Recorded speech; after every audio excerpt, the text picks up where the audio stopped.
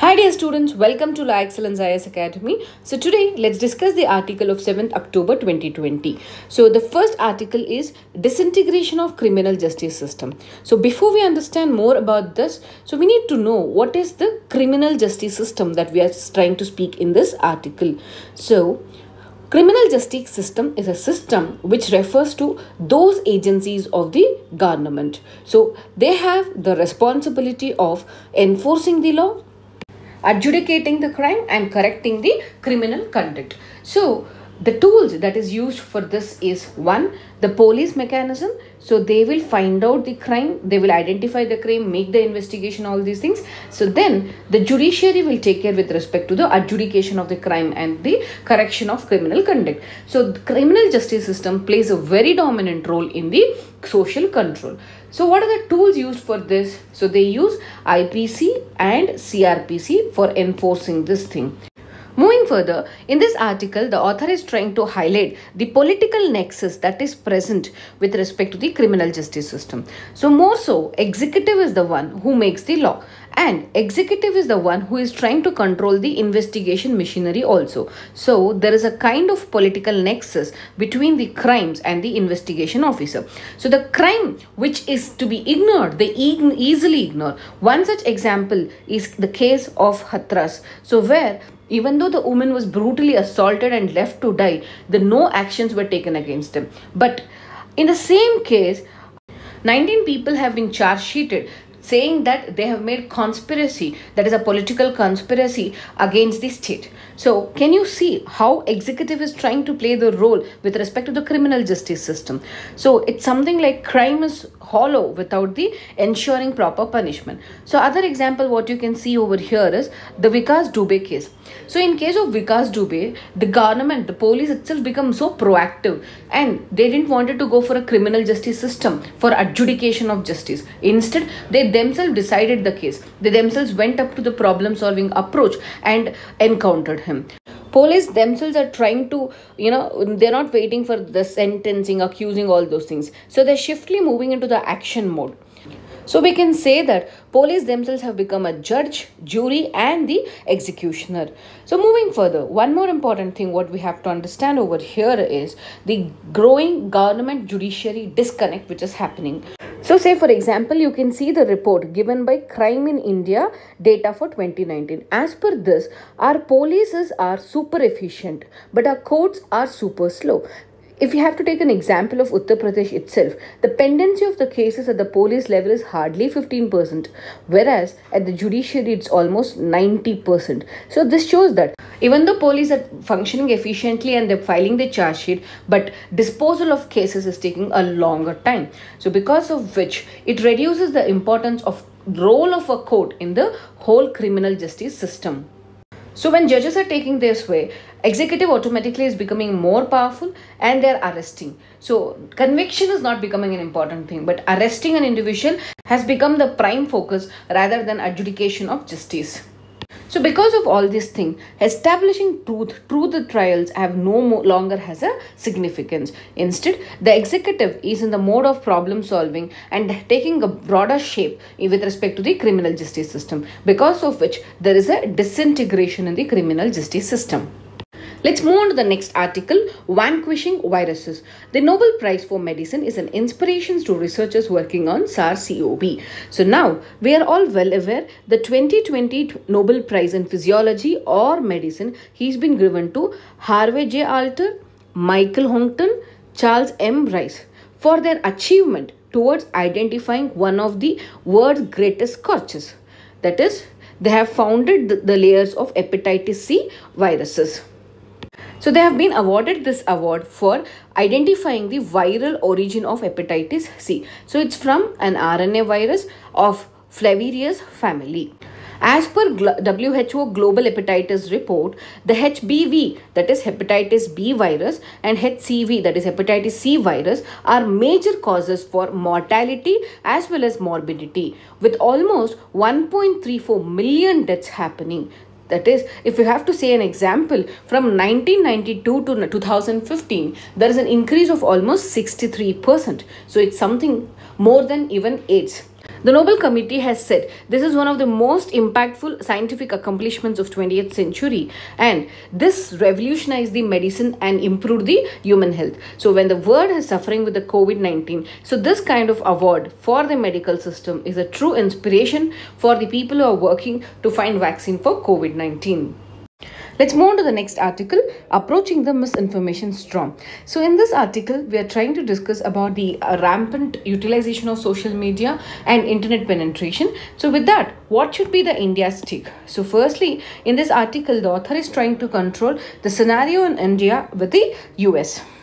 The three most important points in this article, the first one is with respect to the tech firms and their role. See, as you know, many a times because of the the hate speech or misinformation that is spread in the online, so either it may be the Facebook or Google, they have to have some kind of control mechanism. So the main role for them is to contain the online spread of misinformation and the hate speech.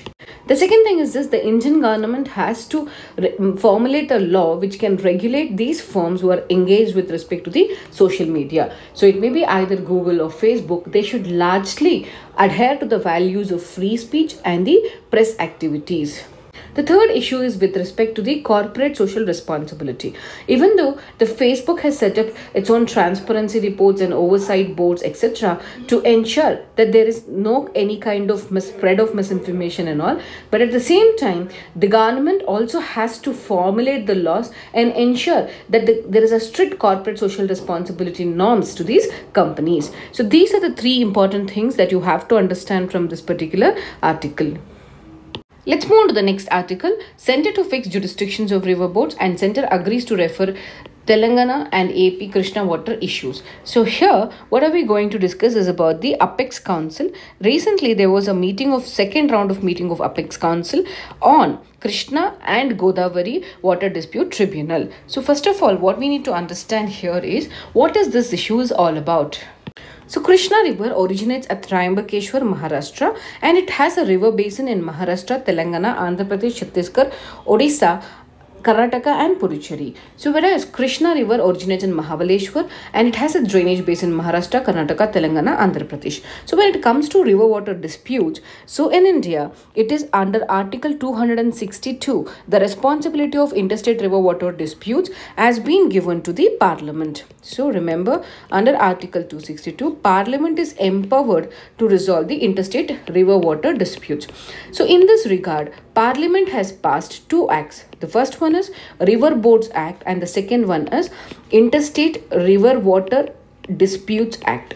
Okay, so under River Boards Act, the Parliament will constitute the river board for regulation and development of interstate river, and under Interstate River Water Disputes Act, whenever there is a conflict between one or more states, when they approach the Parliament, Parliament will set up a river water tribunal. So, and this tribunal will adjudicate the matter and give the final verdict of it. So similarly, in case of Godavari Water Dispute Tribunal was set up and it has also given its verdict. And in case of Krishna also, Krishna Water Dispute Tribunal was also set up and this has given its verdict. So now, after Andhra Pradesh Reorganization Act, that is APRA, that is in 2014, Andhra Pradesh was reorganized into Andhra Pradesh and Telangana. So whatever the river water sharing that was agreed initially under this Godavari Water Dispute Tribunal and Krishna Water Dispute Tribunal to be jointly administered. So for this administration purpose, an Apex Council has been set up. Okay, so remember, there is an Apex Council to monitor Godavari and Krishna Water Dispute Tribunal. So it will consist of Union Jal Minister and Chief Ministers of Telangana and Andhra Pradesh. So the main objective of this is to monitor the functioning of Godavari River Management Board and Krishna River Management Board and resolve the issues with respect to the irrigation. It may be with respect to Srisailam project or Polavaram project, but all the coming issues with respect to the disputes between these two states want to be resolved. The next one is IMF chief says that global economy less dire but a long climb ahead. So they are trying to say that the economy, which was forecasted to be shrinking at the rate of 4.9%, which was the sharpest contraction since 1930 Great Depression, so now is trying to recover from the depth of the crisis. So this depth of crisis or recovering from this crisis is not so easy, and there is a lot of uncertainties and unevenness with respect to the recovery. However, the advanced countries like United States, Eurozone, they could escape out of the worst damage and they've started to recover because of their monetary policies and their fiscal support. However, even the global supply chain, the China is also recovering fastly. Whereas emerging markets, which has low income countries, are facing the serious situations because of their weak health ecosystem, increasing external debt, dependency on sectors much exposed to the pandemic like tourism or commodities, etc. Along with that, high external debt have made the emerging markets to suffer a lot. Especially the low income countries are facing the worst of it, and it is expected that this risk of COVID could be faced even by the next generation. Let's move on to the last article. Black hole researchers got the physics Nobel. So these three have been awarded Nobel Prize for their exotic phenomena in the universe. What is exotic phenomena? It's about black hole. So Penrose have been awarded this because he has proved that the general theory of relativity is the leads to the formation of black holes. Along with that, Genzel and Gaze have been awarded this because they have proved that an invisible and extremely heavy object governs the orbit of a star at the center of our galaxy. So that's where we can say that black hole is made up of a super dense object formed when a heavy star collapses under weight of its own gravity. That is what extremely heavy object that governs the star at the center of our galaxy. So this is where they've directly shown the consequence of Einstein's general theory of relativity. So now, what is this black hole? Black hole is a point in the space where matter is so compressed as to create a gravity field from which even light cannot escape. Thank you. All the best for your preparation.